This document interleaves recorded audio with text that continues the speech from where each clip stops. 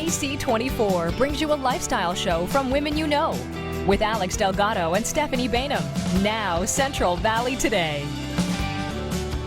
Welcome to the show, everybody. I'm Stephanie Bainham. Hope you're having a good day, and thanks for spending part of your afternoon with us.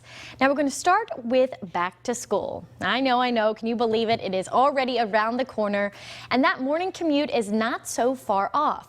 So whether your child takes the bus, carpool, walks, or drives to school, now is the time to check off those safety boxes. Joining us now to explain more is Carlos Flores. He's the trauma coordinator for Valley Children's Hospital, and he's also a representative of Safe Kids Central California. Carlos, thanks for being with us. Oh, it's always a pleasure to be on. And you know what? I'm a kid at heart, so when you talk about back to school, my palms get sweaty. Right? Yeah. I Where'd know. the summer go? I'm not finished yet. I'm traumatized. You Right. go right back to being a kid, and you don't want summer to end. That's right. Yeah. But we got to think about school. And Okay, Carlos, if we must. I know, if we must. Tell us why you're here today, because it's just not too early to think about the safety of your child. Well, thinking ahead, the school is about to start in a few weeks, and so that means that we got to get our kids to school. We all know what that first day is, and that first week is, we have all kinds of people running around and people cutting off each other in traffic and kids all over the place. And we do see an uptick in some incidences that happen that could be prevented, and so certainly we want to prevent that. Getting our kids to school, depending on how we get them there. Most of us are going to be driving our kids to school. So remembering the car seat laws, especially the booster seat laws with the older kids that are our school-age kids that we're transporting. Remembering that if they're 8 years old or 4'9" and under, if they're under 8 years old, they still need to be in a booster seat. And a lot of kids are hitting that area that are not being placed in booster seats. So there's things to remember. Before they come out of the booster seat, there's a test that should happen. First of all, they have to be able to sit on with their back against the back of the seat and remain in that position. Next, we need to make certain that their knees bend over the edge of the seat. The lap belt, which comes obviously across their lap, must be sitting down low on their hips, not across the abdomen. The shoulder harness needs to go mid-clavicular or in the middle of the collarbone and then go right across the middle of the chest. And they must be in that position, be able to stay in that position. And so all of those factors need to come into play before they should be able to come out of the booster seat into a regular car seat, regular seat belt. And these are so important, Carlos, because have you seen traumatic accidents at the hospital? Yes, we have. From kids either wearing their seatbelt incorrectly or not at all? That's absolutely right. In fact, just this morning I was giving a class to some nurses about that very thing, where a lap belt injury can happen on a child if they're not properly restrained, causing some very serious injury to the internal organs and also to their intestine. Yikes. Let's talk about helmet safety. Nothing more important than the brain. Well, yeah, that's absolutely true. And so a lot of kids will be transporting themselves to school, either on bikes or on scooters, skateboards, skates. If they have any wheels underneath their body, they really need to have protection for their brain in the form of a helmet. And when that helmet goes on, that helmet needs to be strapped. A lot of times we'll see kids with the straps dangling. Now, there's a proper way to place these helmets on the kid's head. First of all, is you need to have 2 finger widths above the eyebrows. The side straps need to create a V right beneath the ears. And the third thing is that the chin strap, which must be secured, when the child opens their mouth, it should create a hug feeling, a tightness on top of their head with the helmet.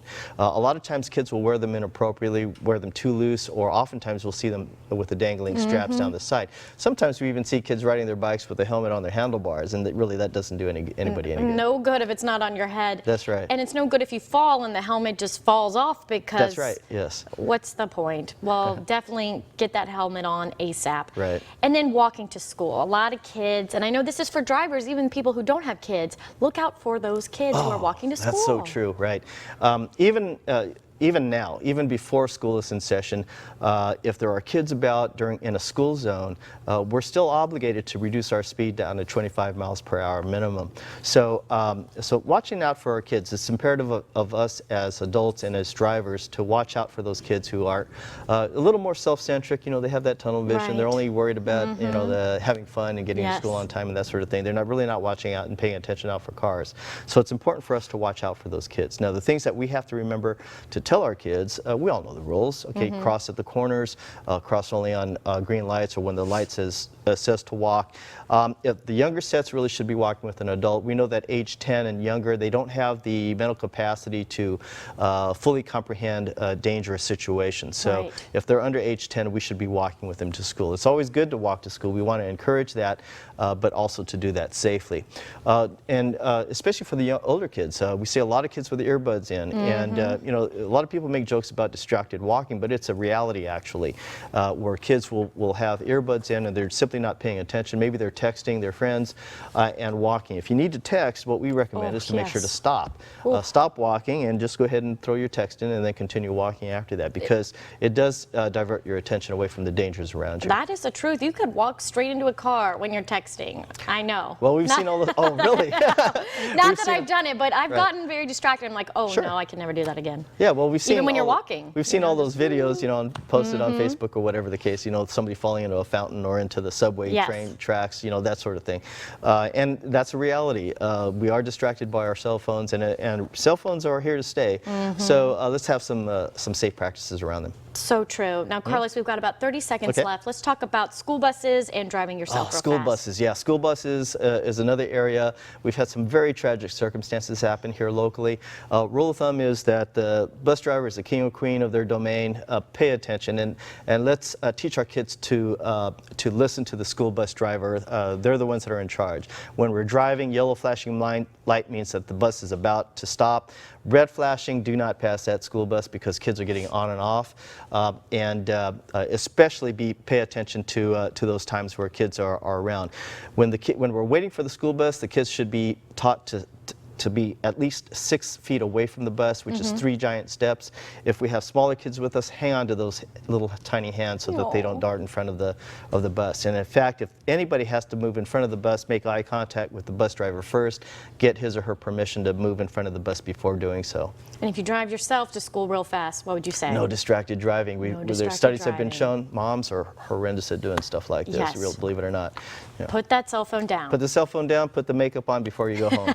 And before you leave the house, is what I'm saying. A great tip, Carlos. Well, stick around, because we're going to come back and talk about safety on the sports field, which our kids, they love those sports. They do. But a lot to think about, so we'll be right back.